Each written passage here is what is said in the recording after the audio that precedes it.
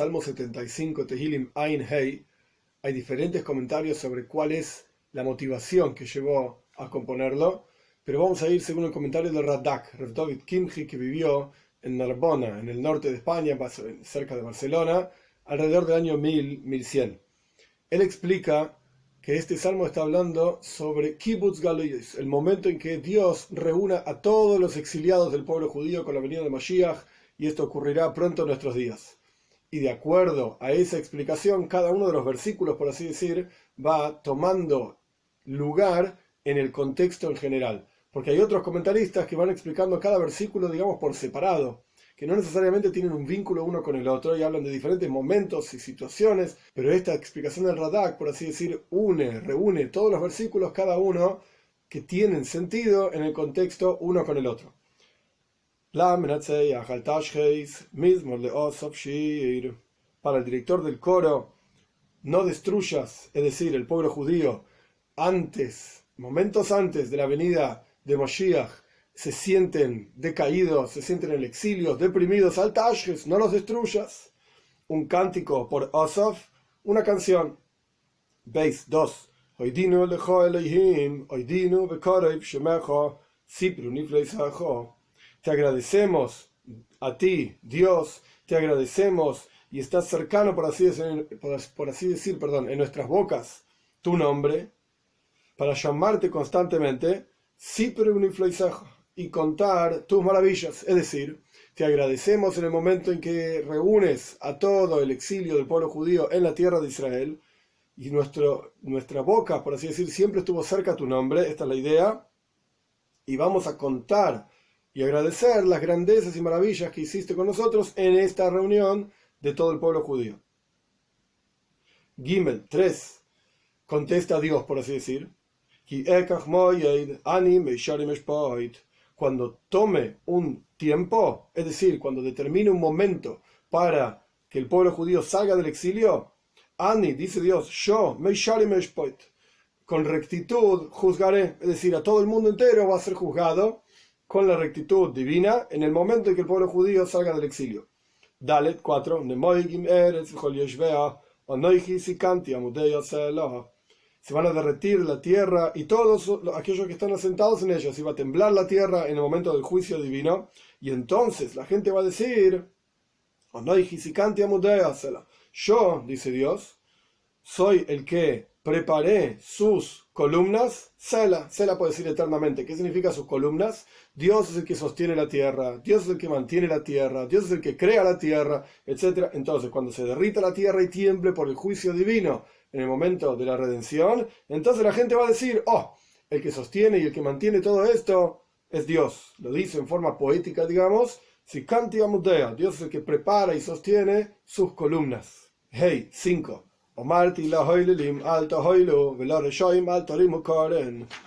Vuelve el cántico a Asaf, que es el autor. Dije a los malvados, Hoililim literalmente son aquellos que son burlones y mofadores, a aquellos malvados, alto Hoilu, no se dediquen a las cosas de burla, etc.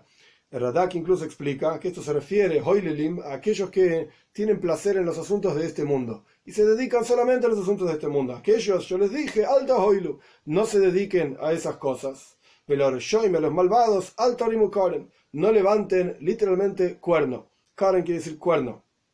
Pero aquí se refiere a que no levanten su cabeza, por así decir, contra Dios, porque en el momento de la redención, como dijimos anteriormente, en forma recta, Dios va a juzgar a todo el mundo. Entonces aquellas personas que hacen tonterías, aquellos que son malvados, mofadores, etc., no levanten sus cabezas. Vov 6. No levanten, no eleven hacia arriba su cuerno, es decir, su fuerza, sus cabezas, etc. Tedabru betzavar asak. Hablen.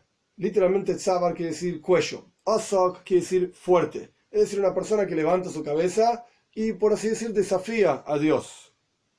Con fuerza. No hablen de esta manera. Zain 7.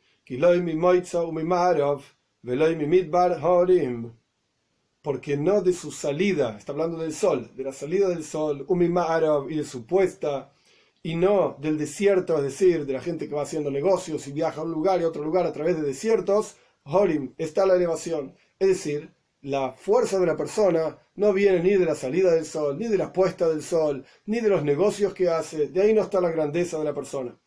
¿Por qué? Ges 8. Porque Dios es el juez.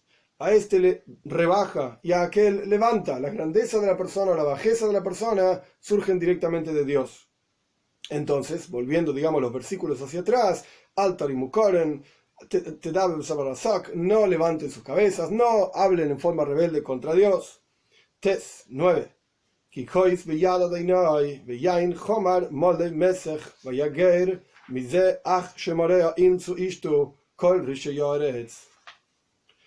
Porque hay una copa en manos de Dios. Esa copa se refiere a la copa del castigo y de los sufrimientos que van a ocurrir a los malvados en el juicio, en el futuro por venir. Entonces, de vuelta, porque hay una copa en manos de Dios, la palabra castigo o amarga no está aquí, pero se refiere a una copa de vino amargo, por así decir. Hay una copa en manos de Dios, de vuelta, y vino rojo, lleno de mezcla, porque antiguamente los vinos eran muy espesos. Los preparaban y eran extremadamente espesos, y la única forma de realmente tomar un vino, beberlo y disfrutarlo era mezclándolo con agua, haciendo una mezcla. Entonces aquí está diciendo que hay una copa de vino amargo, digamos, de castigo para aquellas personas que son malvadas en el futuro por venir y van a ser castigados, y hay un vino rojo lleno de mezcla, y este vino fluye de aquí, por así decir, está rebalsando este vino, porque el pueblo judío a lo largo del exilio tomó de este vino, por así decir, amargo, y de las dificultades y problemáticas del exilio. Pero ahora este vino está preparado para aquellos malvados que van a ser juzgados justamente en ese futuro por venir. Sin embargo, de ese vino tan amargo, incluso la borra van a absorber, hacer así, y van a beber todos los malvados de la tierra. Todos van a ser juzgados, digamos, con ese vino en el futuro por venir. Yud 10. Y yo voy a decir por siempre, hacer la alabanza de Dios, voy a cantar al Dios de Jacob. Dios, Yud Aleph 11.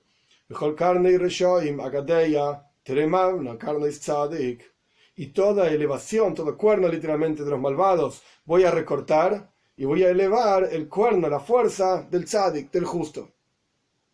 Entonces, de vuelta, en el contexto que dijimos en el comentario de Radak, este salmo está hablando del kibbutz galuyos, de la reunión de los exilios, del exilio, de los exiliados del pueblo judío en Eretz Israel. Encontramos en este salmo dos versículos parecidos, pero que tienen una diferencia fundamental, y entre estos dos versículos podemos entender dos formas de avodas Hashem, del servicio a Dios, que debemos, cada uno de nosotros podemos y debemos, es decir, la prueba de que debemos es el hecho de que podemos, cada uno de nosotros expresar en diferentes momentos de nuestras vidas, del día, etc. ¿Cuáles son los dos versículos?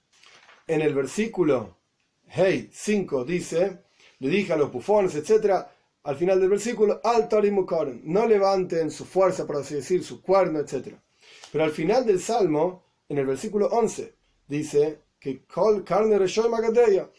va a recortar y destruir, por así decir, toda la fuerza, el cuerno de los malvados. Entonces, por un lado está escrito, no levantes el cuerno, no levantes tu fuerza, y por el otro lado está escrito, hay que destruir la fuerza. Entonces, ¿cuál es la diferencia entre estas dos ideas? O de no levantar o de destruir directamente. Hay dos formas de servicio a Hashem. Esto está ampliamente explicado en el Zohar, en el Hasidus también. Uno se llama iskafia. Iskafia quiere decir koifef, subyugar, doblegar. Quiere decir que todos en nuestro interior, sin excepción, tenemos dos inclinaciones. Una inclinación a hacer el bien y una inclinación a hacer el mal, Dios libre y guarde. Y hay una constante lucha, un constante conflicto en el interior de toda persona, de todo ser humano, sin excepción, entre estas dos fuerzas en su interior.